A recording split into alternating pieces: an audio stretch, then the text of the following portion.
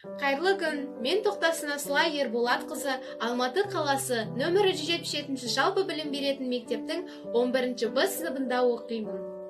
Әлемге әйгілі ойшыл, философ Әбу-Насыр әл-Фарабидің 1150 жылдық мерейтойына арналған Әл-Фараби және қазіргі заман атты халықаралық байқауындағы Әл-Фараби және музыка теориясы номинациясы бойынша қатысамын. Әл-Фараби көрнекті ойшыл, өзінің замандастарының арасындағы ең ірі ғалым, философ және шығыс аристотелизмнің ең ірі өкілі. Өзінің білімділігі мен сауаттылығының арқасында екінші ұстаз атауына ие болды. Әл-Фарабидің шығармашылық мұрасы орасан зор, 150-ге жуық философиялық және ғылыми трактаттары бар.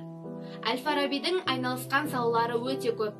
Логика және философия, саясат және этика, музыка және астрономия.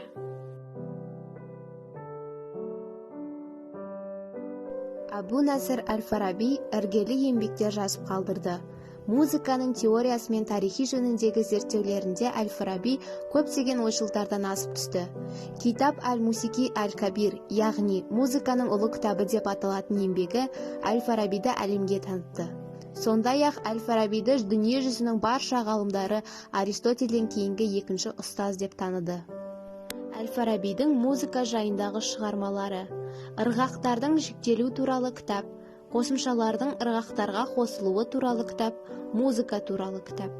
Әл-Фарабиді әлемге танытқан музыка теориясына арналған «Музыканың үлкен кітабы» атты еңбегі. Бұл еңбегінде математикалық тәсілдерді пайдалану арқылы музыкалық дыбыстарды тұңғыш рет қағаз бетіне түсіріп, нотаны алғаш дүниеге келтірді. Ол тек музыка теориясын ғана емес, музыкалық аспаптарды да қолдан жасап, сол аспаптарды да керемет ойнай да білген екен. Оның шебер орындаушылығы жөнінде шығыс халықтары арасында айтылып жүрген көптеген аңыздар бар. Музыканың үлкен кітабында тек қана музыка туралы емес, этнография, философия, тарих, математика туралы ғылыми мәліметтер де айтылған.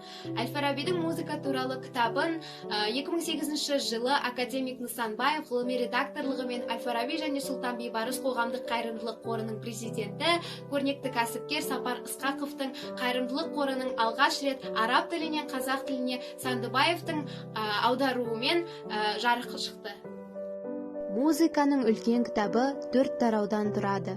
Бірінші тарауы музыка өнеріне кіріспе. Екінші тарауы музыка өнерінің негіздері. Үшінші тарауы музыкалық аспаптар. Төртінші тарауы музыкалық композиция. Әл-Фараби жалпы музыка жайлы пікірлер айта отырып, музыка әуенге тоқтала келіп, оны 3-ке бөледі. Біріншісі адамды ләззатқа бөлейтін әуен. Екіншісі эмоциялық әсер тудыратын әуен. Үшіншісі әдеби текстпен байланысты әуен. Музыка туралы үлкен кітапқа орта ғасырлық шығыс ғалымдары Ибн Сина, Омар Хайям қатарлы ойшылдар мән беріп, оны үлгі тұтып, жоғары бағалады. Уақыт өте келе Еуропада бұл кітап үлкен сұранысқа ие болған. Латын тіліне аударылып, Еуропаның классикалық музыка теориясының қалыптасуына үлкен үлес қосты. Әбу-Насыр әл-Фарабиді біздің заманымызға жеткен мұрасының саны 160-қа жуық трактат, солардың ішіндегі ең кереметі музыка жайындағы еңбектері. Әл-Фараби музыкалық аспаптарда шебер орындаушы болды. Жанынан ән күй шығарды, музыканы зерттеді, аспаптардың жаңа түрлерін өзі ойлап тауып, жасап шығарды және жетілдірді. Өз замандастары қобызшы Нышан Абызбен, атаңызға айналған күйші Қорқытпен таныс болған. Олардың орындауында Құс жолы, Жез табақ, Сыр сандық, Желмая күйлерімен танысады және осы күйлердің әсерімен Шұбар айғыр бір күйін шығарады. Үрлеп тартылатын аспаптар най, сыбызғы. Ұрып ойналатын аспаптар нагора, дойра. Әл-Фарабидің шертіп ойналатын аспаптардың бәрін 2 түрге бөлді. Біріншісі әрбір ішегі бір ғана үн шығаратындар. Арфа, канун. Екіншісі ішекті мойынға басып тарту арқылы түрлі үн шығаратындар. Ут, дутар, танбур. Әл-Фарабидің музыка туралы үлкен кітабы еңбегіндегі музыкалық аспаптарын қазақ халқының ұлттық музыкалық аспаптарымен ұқсастығын салыстырып көрсек, Фараби бұл еңбекті Әбу Жафар Мұхаммед ибн әд-Қасим әл-Кирхи уәзірдің өтініші бойынша жазғанын айтады. Аспаптар ішіндегі шахрут аспабы қазақ халқының жетіген мен адырна аспабының біріккен түріне аздап ұқсастығы бар секілді. Әл-Фарабидің зерттеуіндегі танбур аспабына келер болсақ, пішімі мен суреттелуі қазақтың домбырасына келеді. Танбурдың төменгі жағында ішекті байлайтын тетік бар болса, ал домбыра әртүрлі үлгіде тұтас ағаштан ойылып немесе құрап жасалады.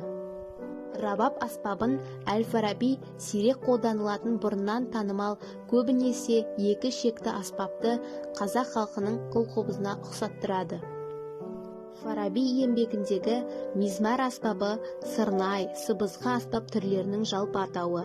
Сыбызғы мен сырнай аспаптары қазақ халқында кең тараған аспаптар. Қорыта айтқанда, Әл-Фарабидің музыка туралы үлкен кітап еңбегі музыка өнері халқында толық білім беретін еңбек.